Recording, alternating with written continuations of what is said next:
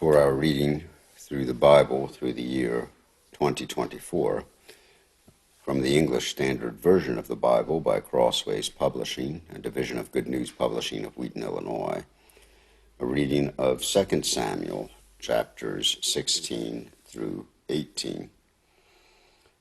When David had passed a little beyond the summit, Ziba, the servant of Mephibosheth, met him, with a couple of donkeys saddled, bearing 200 loaves of bread, 100 bunches of raisins, 100 of summer fruits, and a skin of wine. And the king said to Ziba, "Why have you brought these?" Ziba answered, "The donkeys are for the king's household to ride on, the bread and summer fruit for the young men to eat, and the wine for those who faint in the wilderness to drink." And the king said, "And where is your master's son?" Ziba said to the king, "Behold, he remains in Jerusalem, for he said, 'Today the house of Israel will give me back the kingdom of my father.'" Then the king said to Ziba, "Behold, all that belonged to Mephibosheth is now yours." And Ziba said, "I pay homage. Let me ever find favor in your sight, my lord the king." When King David came to Bahurim, there came out a man of the family of the house of Saul, whose name was Shimei, the son of Gera. And as he came, he cursed continually. And he threw stones at David and all the servants of King David, and all the people and all the mighty men who were on his right hand and on his left. And Shimei said as he cursed, get out, you man of blood, you worthless man. The Lord has avenged on you all the blood of the house of Saul, in whose place you have reigned. And the Lord has given the kingdom into the hand of your son Absalom. See, your evil is on you, for you are a man of blood." Then Abishai, the son of Zeruiah, said to the king, "Why should this dead dog curse my lord the king? Let me go over and take off his head." But the king said, "What have I to do with you, you sons of Zeruiah? If he is cursing because the Lord has said to him, 'Curse David,' who then shall say, 'Why have you done so?'" And David said to Abishai and to all his servants, "Behold, my own son seeks my life. How much more now may this Benjaminite? Leave him alone and let him curse, for the Lord has told him to. It may be that the Lord will look on the wrong done to me, and that the Lord will repay me with good for his cursing today." So David and his men went on the road, while Shimei went along on the hillside opposite him and cursed as he went, and threw stones at him and flung dust. And the king and all the people who were with him arrived weary at the Jordan, and there he refreshed himself. Now Absalom and all the people, the men of Israel, came to Jerusalem, and Ahithophel with him. And when Hushai the Archite, David's friend, came to Absalom, Hushai said to Absalom, "Long live the king, long live the king." And Absalom said to Hushai, "Is this your loyalty to your friend? Why did you not go with your friend?" And Hushai said to Absalom, "No, for whom the Lord and this people and all the men of Israel have chosen, his I will be, and with him I will remain. And again, whom shall I serve? Should it not be his son? As I have served your father, so I will serve you."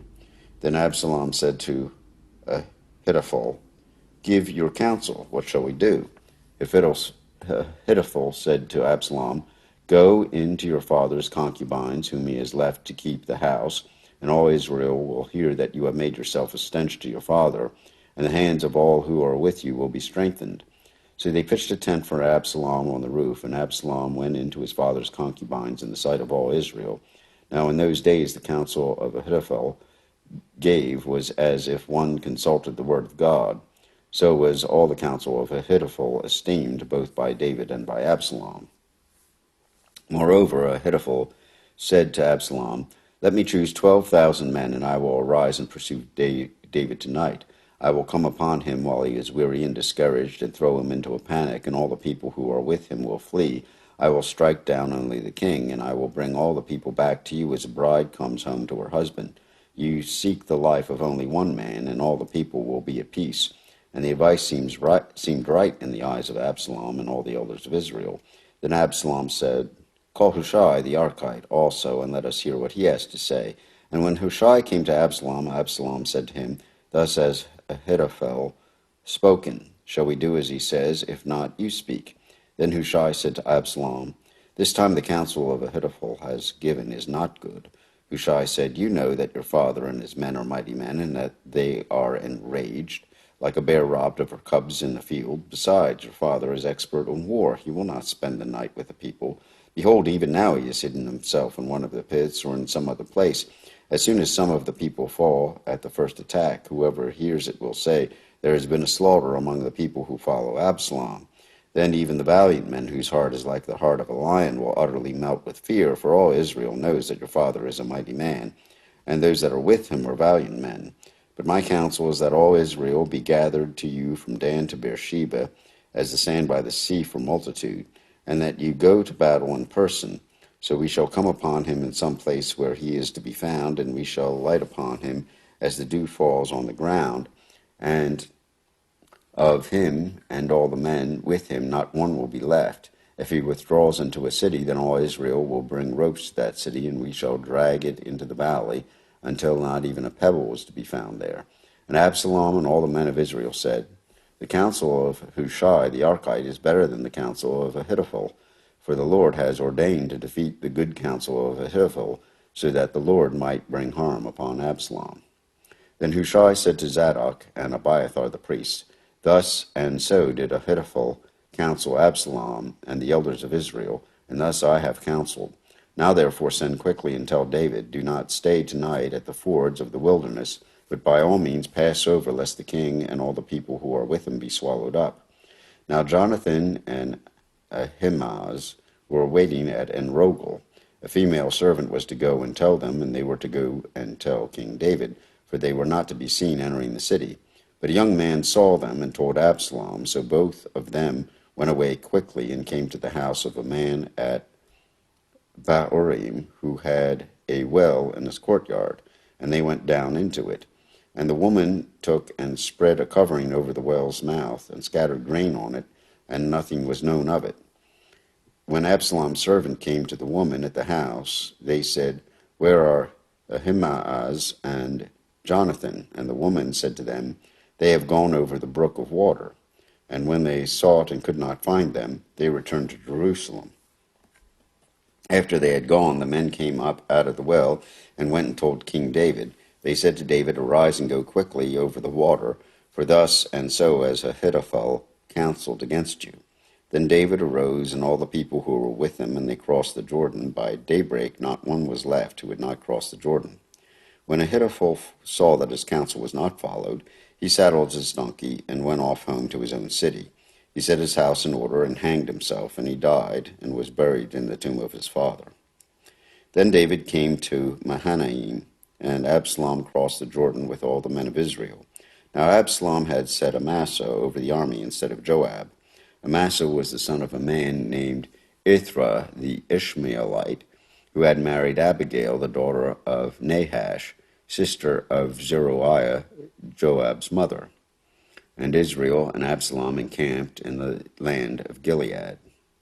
When David came to Mahanaim, Shobi, the son of Nahash, from Rabbah of the Ammonites, and Machir, the son of Amiel, from Lodabar, and Barzillai, the Gileadite, from Rogelim, brought beds, basins, and earthen vessels, wheat, barley, flour, parched grain, beans, and lentils, honey and curds, and sheep and cheese from the herd for David and the people with him to eat.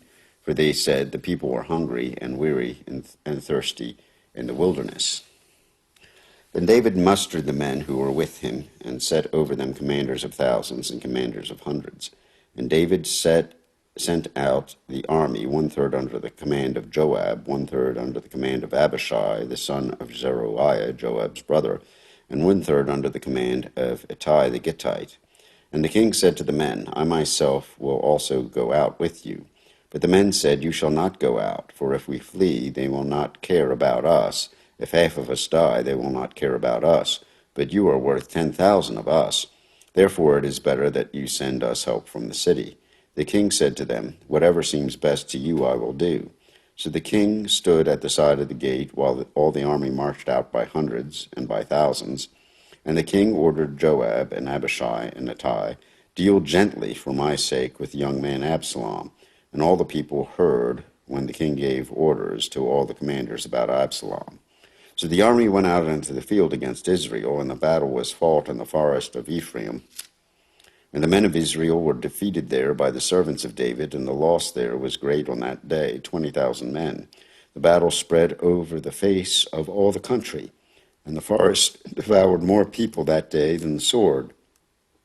And Absalom happened to meet the servants of David. Absalom was riding on his mule, and the mule went under the thick branches of a great oak, and his head caught fast in the oak, and he was suspended between heaven and earth, while the mule that was under him went on. And a certain man saw it and told Joab, Behold, I saw Absalom hanging in an oak. Joab said to the man who told him, What you saw him, why did you then not strike him there to the ground? I would have been glad to give you 10 pieces of silver and a belt. But the man said to Joab, Even if I felt my hand the weight of 1,000 pieces of silver, I would not reach out my hand against the king's son. For in our hearing the king commanded you, and Abishai and Ittai, for my sake protect the young man Absalom. On the other hand, if I had dealt treacherously against his life, and there is nothing hidden from the king, then you yourself would have stood aloof. Joab said, I will not waste time like this with you, and he took 3 javelins in his hand, and thrust them into the heart of Absalom while he was still alive in the oak. And 10 young men, Absalom's armor-bearers, surrounded Absalom and struck him and killed him. Then Joab blew the trumpet, and the troops came back from pursuing Israel, for Joab restrained them. And they took Absalom and threw him into a great pit in the forest, and raised over him a very great heap of stones, and all Israel fled every one to his own home. Now Absalom in his lifetime had taken and set up for himself the pillar that is in the king's valley, for he said, I have no son to keep my name in remembrance. He called the pillar after his own name, and it is called Absalom's monument to this day. Then Ahimaaz, the son of Zadok, said, Let me run and carry news to the king that the Lord has delivered him from the hand of his enemies. And Joab said to him, You are not to carry news today. You may carry news another day, but today you shall carry no news, because the king's son is dead. Then Joab said to the Cushite, Go tell the king what you have seen. The Cushite bowed before Joab and ran. Then Ahimaaz, the son of Zadok, said again to Joab, Come what may, let me also run after the Cushite. And Joab said, Why will you run, my son, seeing that you will have no reward for the news? Come what may, he said, I will run. So he said to him, Run. Then Ahimaaz ran by the way of the plain, and outran the Cushite. Now David was sitting between the 2 gates, and the watchman went up to the roof of the gate by the wall. And when he lifted up his eyes and looked, he saw a man running alone. The watchman called out and told the king, and the king said, If he is alone, there is news in his mouth. And he drew nearer and nearer. The watchman saw another man running, and the watchman called to the gate and said, I see another man running alone. The king said, He also brings news. The watchman said, I think the running of the first is like the running of Ahimaaz, the son of Zadok. And the king said, He is a good man and comes with good news. Then Ahimaaz cried out to the king, All is well, and he bowed before the king with his face to the earth and said, Blessed be the Lord your God, who has delivered up the men who raised their hand against my lord the king. And the king said, Is it well with the young man Absalom? Ahimaaz answered, When Joab sent the king's servant, your servant, I saw a great commotion, but I do not know what it was. And the king said, Turn aside and stand here. So he turned aside and stood still. And behold, the Cushite came, and the Cushite said, Good news for my lord the king, for the Lord has delivered you this day from the hand of all who rose up against you. The king said to the Cushite, Is it well with the young man Absalom? And the Cushite answered, May the enemies of my lord the king and all who rise up against you for evil be like that young man. And the king was deeply moved and went up to the chamber over the gate and wept. And as he went, he said, O my son Absalom, my son Absalom, would that I had died instead of you, O Absalom, my son, my son. Here ends the reading of 2 Samuel, chapters 16 through 18 in the English Standard Version of the Bible by Crossways Publishing, a division of Good News Publishing of Wheaton, Illinois.